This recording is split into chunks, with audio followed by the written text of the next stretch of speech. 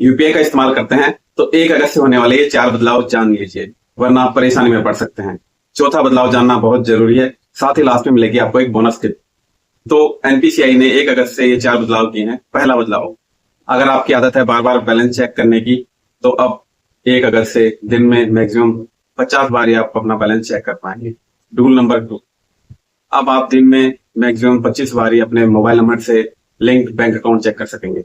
Rule number 3, auto पे service अगर आप इस्तेमाल करते हैं तो 1 अगस्त से ये फिक्स टाइम फ्रेम में ही यूज कर पाएंगे, सुबह 10 बजे से पहले, दोपहर में 1 से 5 या रात को 9:30 बजे बाद में।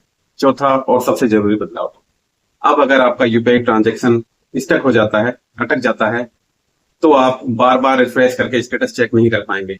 एनपीसीआई ने लिमिट तय कर दी है कि अब आप मैक्सिमम 3 बार ही अपने ट्रांजैक्शन का स्टेटस चेक कर सकते हैं, और वो भी 90 सेकंड्स के गैप से।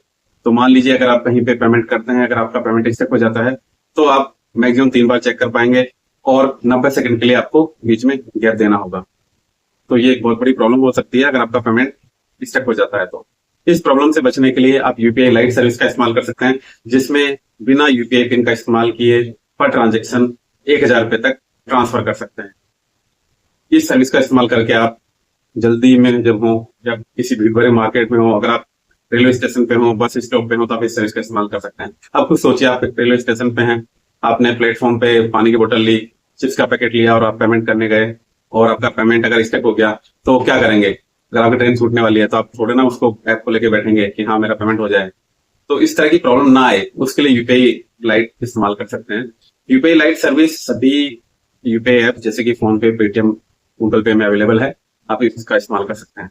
इस तरह की बैंक से रिलेटेड जरूरी जानकारी जानने के लिए आप इस चैनल को सब्सक्राइब करें, मेरे वीडियो को लाइक करें। Thank you for watching.